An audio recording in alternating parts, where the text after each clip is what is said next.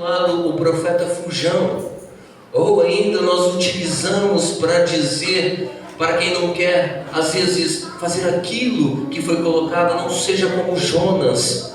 Mas eu quero hoje pegar uma outra vertente daqui da palavra do Senhor, porque é muito fácil falar que Jonas fugiu, mas não conhecer a história por detrás de tudo isso. Quando Deus chama e faz a convocação no capítulo de número 1 deste mesmo livro, dizendo para Jonas descer, ir até Nínive. E quando nós falamos de Nínive, nós estamos falando de pessoas que tinham a maldade em seu coração, que tinha tudo aquilo que era mal, tão quanto a palavra do Senhor foi dizer aos ninivitas: ou vocês se arrependem de seus pecados, ou destruirei toda Nínive. Preste atenção, porque isso é importante para você poder entender a palavra do Senhor daqui para frente. Presta atenção que estudando e buscando, vamos entender que os ninivitas tinham costume de matar todos os soldados do povo a qual vinha pelejar contra eles. E como não se bastasse, eles abusavam das mulheres e ainda penduravam elas de corpo nu. E ainda como se não bastasse, feria os olhos, feria os filhos, para que os filhos, quando crescessem, não pudessem se levantar contra eles. Preste atenção que a maldade daquele povo era tamanha, a maldade e o pecado que eles tinham no coração das transgressões da palavra do Senhor era tão grande, que colocou medo em Jonas. Jonas simplesmente não estava fugindo, Jonas simplesmente não estava correndo, Jonas simplesmente não queria, mas ele teve medo. Aleluia. Vejo e entendo então que no versículo de número 2 que diz assim: dispõe e vai à grande cidade de Nínive, quer dizer morada de Ninos, e prega contra ela, porque a sua maldade subiu até a minha presença. Preste atenção aqui, que vai começar a apertar um pouquinho, porque Deus não perguntou: Jonas, você pode ir? Jonas, você quer ir? Jonas, você quer perdoar o pecado dele? Você quer que o seu Deus perdoe o pecado desta nação? Deus não perguntou para Jonas se ele podia ir. Deus simplesmente olhou para ele e disse: é tu que vai, é tu que vai. Poderia ter outros profetas que poderiam ir, Obadias, Neemias, poderiam todos descer, eles estavam prontos para descer. E se Deus falasse vai, eles iriam junto com Deus. Mas a Deus de ver o menor, ver aquele que muitas das vezes estava por canto, não queria fazer aquilo que Deus queria, mas ele disse: eu vou te capacitar, e é você que eu quero que vai, é você que eu quero que vai. Eu não quero profetas grandes, eu quero que você desça a Nínive e pregue a minha palavra, pregue aquilo que eu colocar na sua boca. Preste atenção que Deus não pergunta se quer ir, Deus não fala pode ir, Deus simplesmente fala vai que eu vou contigo.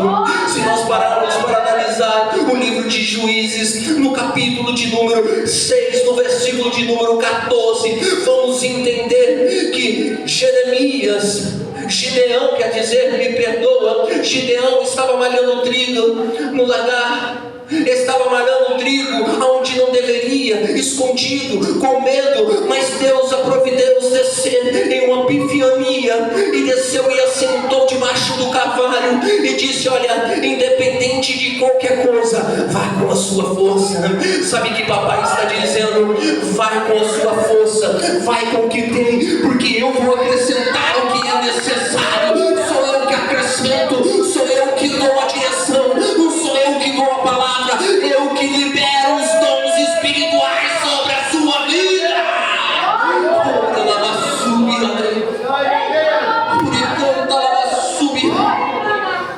Deus aprove de libertar uma nação com apenas 300 homens, sem desembaiar a espada, sem pegar escudos, sem colocar coraças, aprove Deus de dar a estratégia da vitória. E a estratégia da vitória hoje é a fé. A estratégia da vitória hoje é a fé.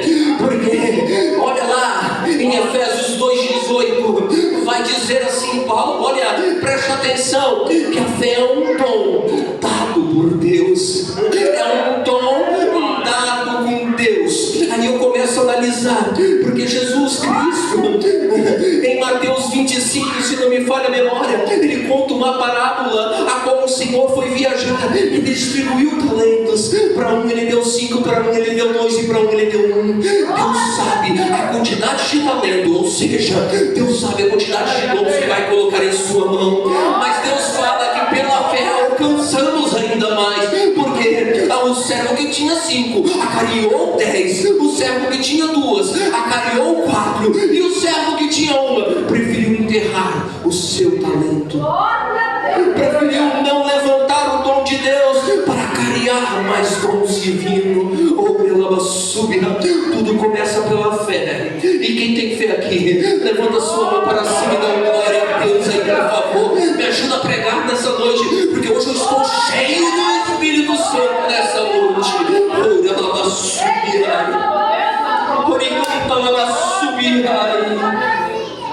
Aleluia. Jonas não atenta para a ordenância e para a direção de Deus.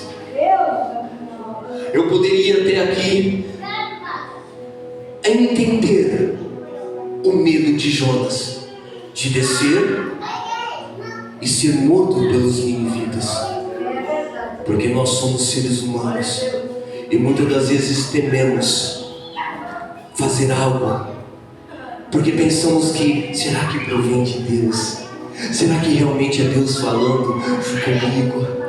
Será que é isso mesmo? Mas Deus está dizendo, eu estou te dando a direção. Eu estou contigo, não temas, porque eu sou Deus que está na sua vida. Eu posso até entender Jonas querer a justiça perante esse povo, a justiça de Deus, porque se nós analisássemos a Bíblia, nós vamos ver que o povo, até mesmo o povo de Deus, quando deixava os caminhos do Senhor, quando se apartavam da presença de Deus, a mão de Deus pesava. Eles eram punidos, às vezes pelos amonitas, às vezes pelos midianitas, às vezes pelos assírios, às vezes pelos babilônicos. Deus pesava a mão. Nós temos senso de justiça, não temos? E Jonas poderia ter esse senso de justiça, porque para o povo vosso Deus, o Senhor pesa a mão. E porque para esse povo que comete tantas atrocidades, o Senhor não vai pesar a mão? O Senhor quer perdoar? Deixa eu te dizer uma coisa nesta noite: Deus perdoa porque Ele é o Senhor do amor. Deus perdoa todos aqueles que verdadeiramente se arrependem de seus pecados e transgressões, erros. Se o povo tivesse se arrependido, a mão de Deus não pesaria, mas o povo endurecia o coração e era necessário a mão de Deus pesar. E Deus faz até hoje isso, tá, irmãos? Quando endurecemos o coração para a palavra do Senhor, quando endurecemos o coração para aquilo que Deus está falando, Deus está falando. Quando nós apartamos do amor, da graça, da misericórdia e da glória de Deus, Deus pesa a mão. Isso é a forma carinhosa de dizer: filho, vem para cá, vem. Aqui é o seu lugar. Não é lá fora na grande Babilônia, não. E se for preciso, Ele toca naquilo que nós mais amamos, para mostrar que Ele é Deus. Mas quando nós nos arrependemos e pedimos perdão, Deus abre o céu e diz: está lá, ó, está lá, tem solução ainda, e eu vou dar vitória. Eu só não posso entender, ouvir a voz de Deus e desobedecer. entender isso, irmãos. Se nós ouvirmos Deus falar conosco, seja através de profecias, revelação da palavra do Senhor, de um louvor, seja da forma que você está em oração e você ouve a voz do Espírito Santo falando contigo, como podemos desobedecer? Como podemos desobedecer? Me vem agora à memória o profeta Eli, que deixou os filhos fazerem o que queria. E Deus falou: conserte a sua casa. Deus mostrou através de Samuel que seria trocado.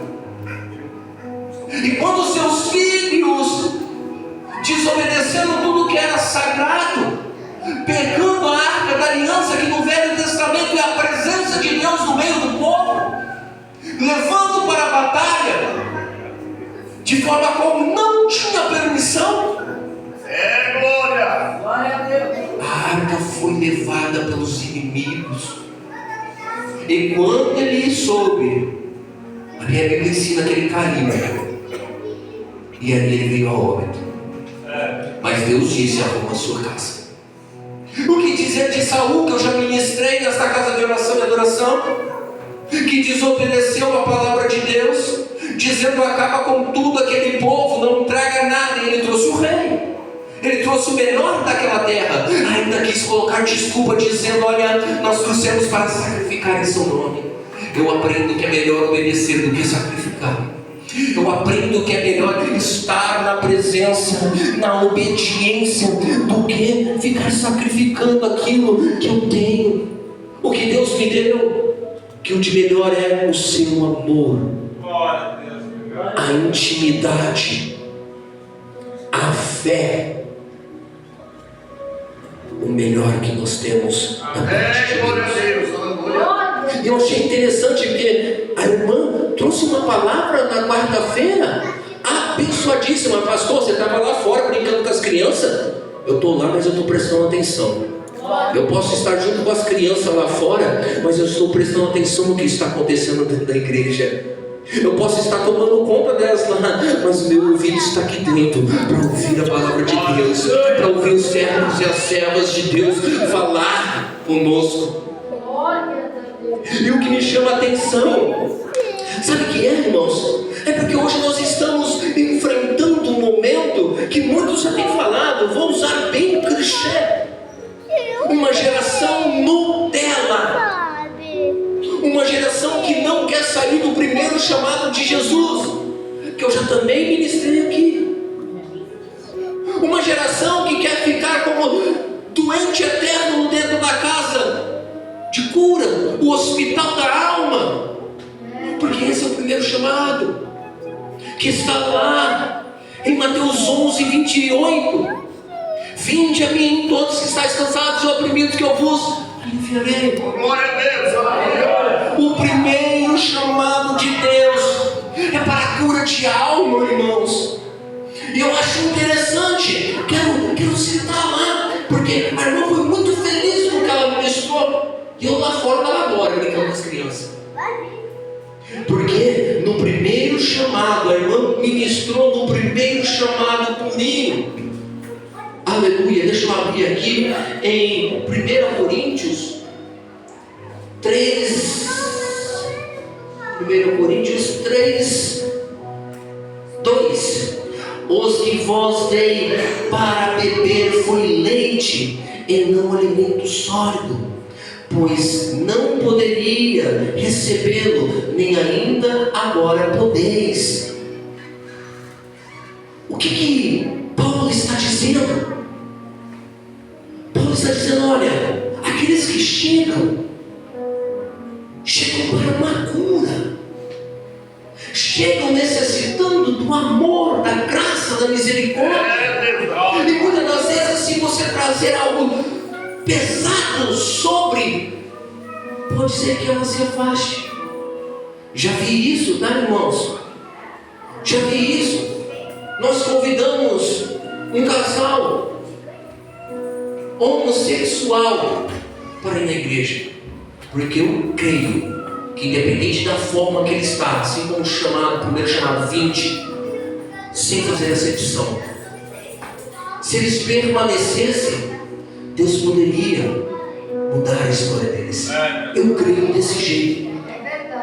Não importa da forma que você chega até a casa de oração e oração, porque Deus vai trabalhar em ti aqui dentro. Você vai ouvir a palavra, você vai entender, você vai começar a sentir o Espírito Santo. E o Espírito Santo é aquele que nos convence dos nossos erros, pecados e transgressões. Glória a Deus. Está endurecendo, né, irmãos? Glória a Deus. Está endurecendo. Louvado seja Deus. Mas eu vou entregar tudo que Deus,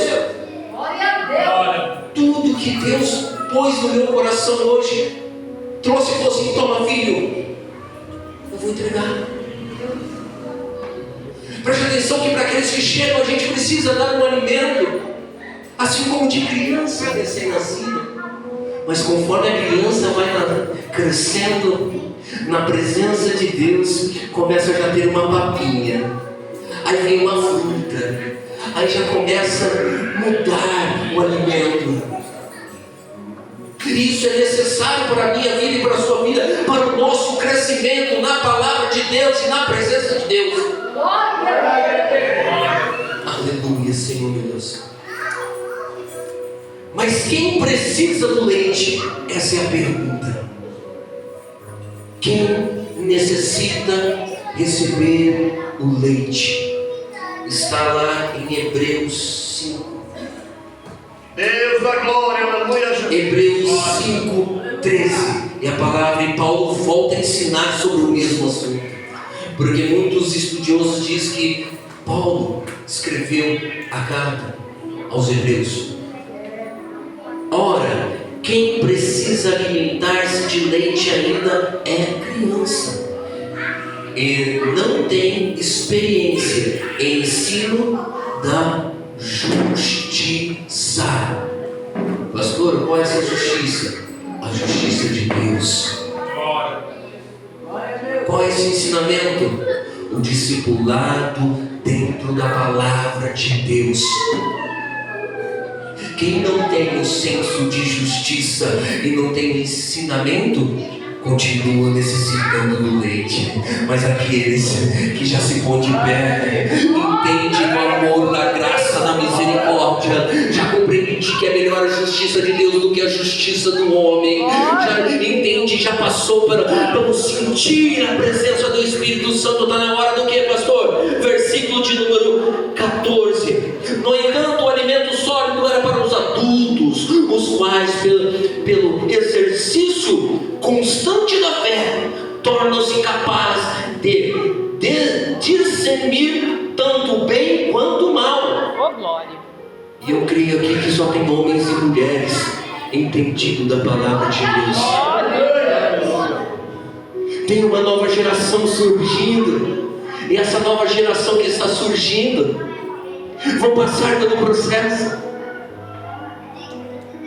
a chegar ao exercício da fé. E qual é a campanha, pastor? Semeando fé, colhendo milagre. Glória a Deus, glória a Deus. Irmãos,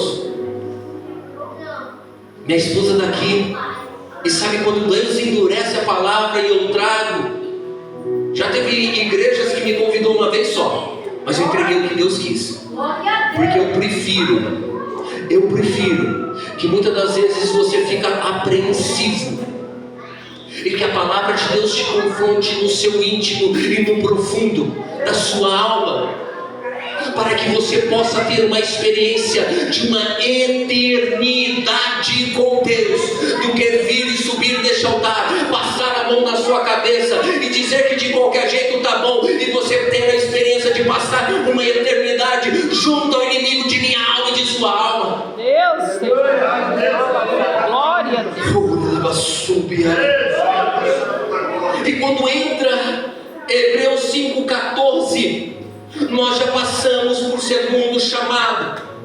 Mateus 16, capítulo de número 16, versículo de número 24. Aqueles que quiserem vir após mim, negue a si mesmo. Negue a si mesmo. Ele está dizendo, ó, muitas das vezes você vai ter que ser como Abraão, largar a sua parentela para fazer aquilo que eu desejo. Oh, glória. Muitas das vezes você vai ter que fazer como Paulo.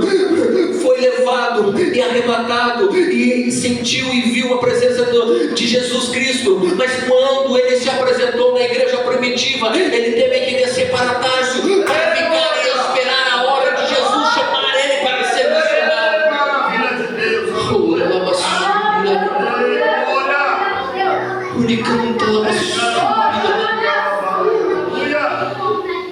Aleluia. Vai falando, Espírito Santo. Jonas tenta fugir, mas a minha Bíblia diz que todas as vezes que Jonas pegou o caminho de fuga, ele só foi para baixo. Ele quis fugir da presença de Deus, pagou a passagem, embarcou nele, a fim de ir para a cidade de Tarso, tentando escapar da presença de Yahvé. Quem pode escapar da presença de Deus? É Deus tremendo, Pai. Quem pode? Se o meu Deus é onipresente. Quem pode? Verdade, Deus. Mas ele tentou. Ele tentou e ele começou descendo para pegar o barco para empatar-se em Jope. Ele desceu para Jope. Depois ele desceu para o fundo do barco. Depois ele desceu no ventre de um peixe.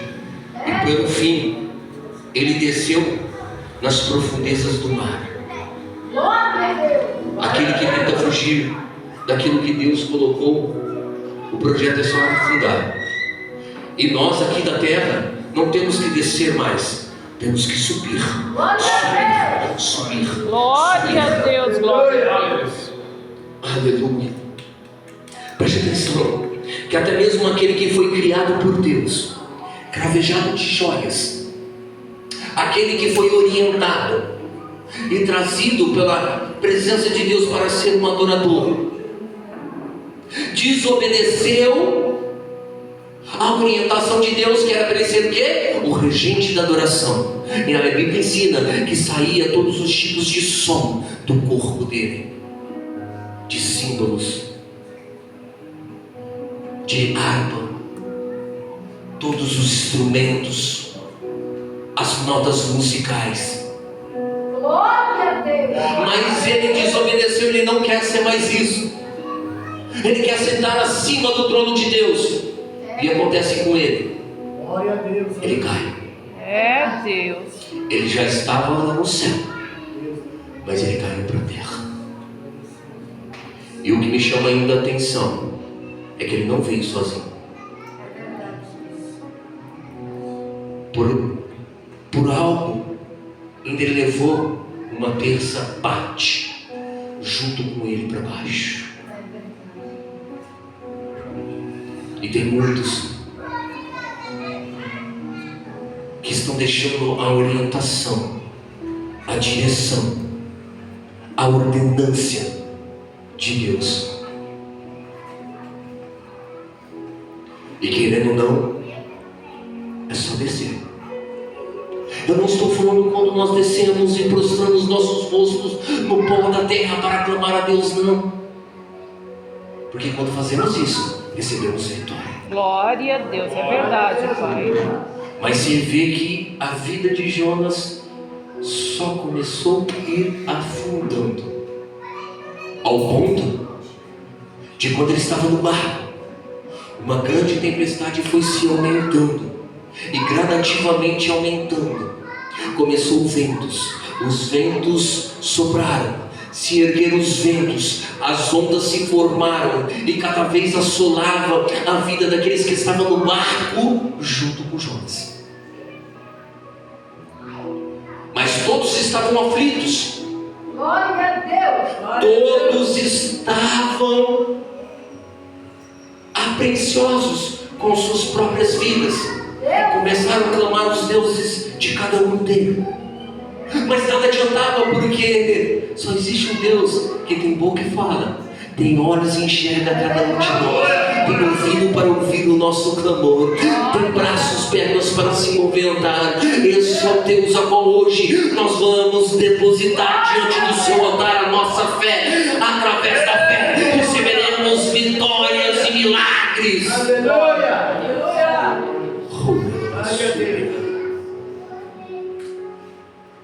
Mas o que me chama a atenção, que Jonas estava lá embaixo no porão, dormindo. Sabe o que eu entendo aqui? Eu fiquei pensando, Deus, por que ele ficou dormindo? Porque nós vemos semelhante a isso, Jesus descansando quando havia uma grande tempestade. Os discípulos todos. Mas nesse caso, Jesus disse: olha, se vocês tivessem fé, há homens de pouca fé. Deus, tremendo, Pai. Há homens de pouca fé. E ele repreendeu o vento e o mar. Mas nesse caso, Deus me levou a pensar diferente. Me levou a pensar que Jonas não estava lá na proa, ajudando a remar, porque a palavra diz que os marinheiros tentaram remar de volta para as margens, mas eles não conseguiam. Sabe por que Jonas não estava lá junto com eles?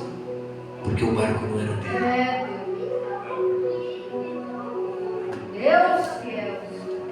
A preocupação não era dele. Pastor, mas o que Deus está colocando aí? Muitas das vezes pessoas vão chegar até o nosso barco, no barco da nossa vida, e na primeira adversidade, no primeiro momento de fragilidade, de dor, de angústia, este vai fingir que está dormindo e não vai ajudar você a remar para a direção certa. Oh Deus de poder, Pai. Como assim, pastor? Já aconteceu comigo, tá? Minha esposa está aí. Irmãos, se eu contasse 1/3 do que nós já vivemos caminhando, levando a palavra do Senhor,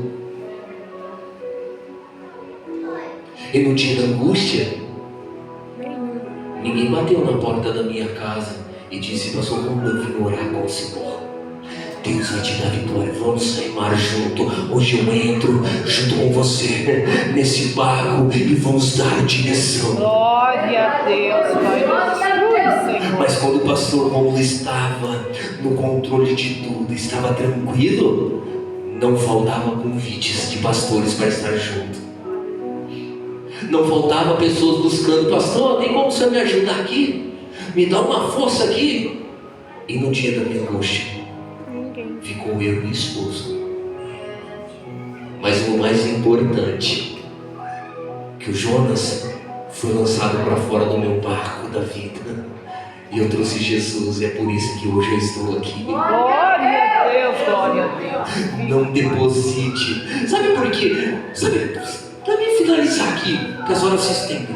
Para mim finalizar aqui, sabe por que Salomão colocou: maldito o homem que confia no outro homem? Vocês já analisaram essa palavra? Você acha que nós não devemos confiar no nosso irmão em Cristo Jesus? Eu não creio assim, não. Eu creio que Salomão quis dizer assim: maldito o homem que confia no outro homem para depositar a sua angústia, a sua dor, os seus problemas, quando tem a Deus para entregar o barco da sua vida. Glória a Deus, Isso é verdade. Maldito é Pai. aquele que confia nas forças dos homens, que em vez de derramar diante de Deus a sua fé, agradando assim a Deus, para que Deus te dá a vitória, vai correr para o vizinho, vai correr para a esquerda, vai correr para a direita, vai postar no Facebook, estou passando por isso, vai acionar todos no WhatsApp, e quando pode dobrar os seus joelhos. Porque a minha Bíblia ensina que devemos entrar para dentro do nosso quarto, fechar a porta e clamar aquele que me perdoa. É gostoso, irmão, quando viemos aqui e trazemos uma palavra: Deus vai te dar vitória, Deus vai te dar a bênção, agora daí. É maravilhoso, adoro. Mas adoro quando a palavra de Deus cria um confronto consigo. É verdade, Deus. Eu não fui chamado para agradar o homem, eu fui chamado para agradar a Deus. Através daquele que ele me instrui, confrontar o seu eu, para que você possa vivenciar Deus na sua vida. Glória a Deus. Obrigado, Pai. Oh Deus de poder. Obrigada, Senhor. Obrigada, Espírito Santo. Irmãos, entenda que a cada momento devemos atentar-nos para o que fala o Espírito Santo de Deus.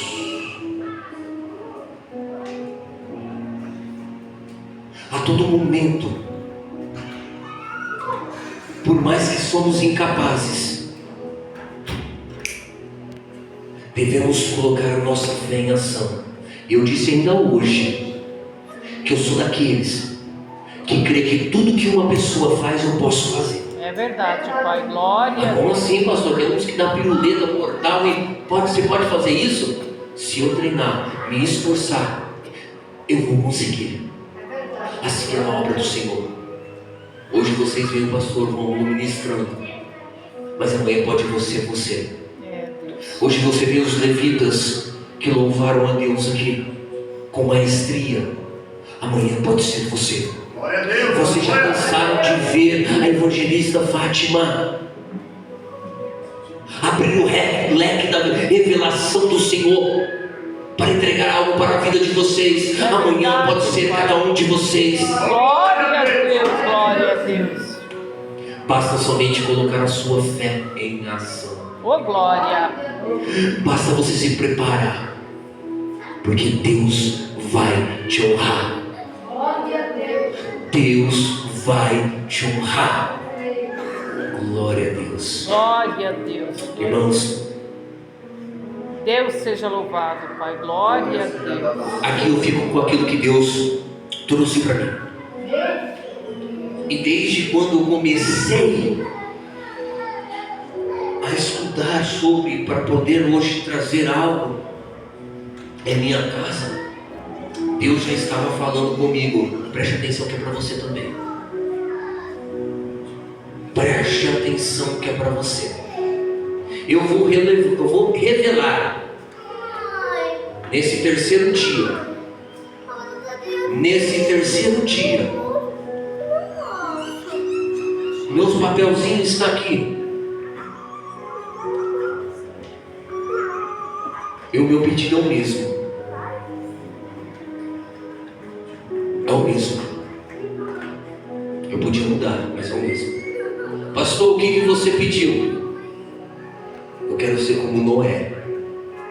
Mas como assim, pastor? Dilúvio? Não. Vai fazer um barco? Não. Eu quero ver toda a minha casa, minha família na presença de Deus. Oh, glória a Deus. Glória a Deus. Todos. Esse é o meu pedido. Ainda tenho parentela minha que não está na presença de Deus. É isso que eu peço. Porque a palavra me ensina desta forma, que eu tenho que ser como Noé. Porque no dia da volta de Jesus vai ser como foi no tempo de Noé. Não haverá chance. Meu pedido é o mesmo. Deus. E vai continuar sendo até o último dia desta campanha. Oh, glória a Deus. E eu creio que Deus vai dar vitória. Amém.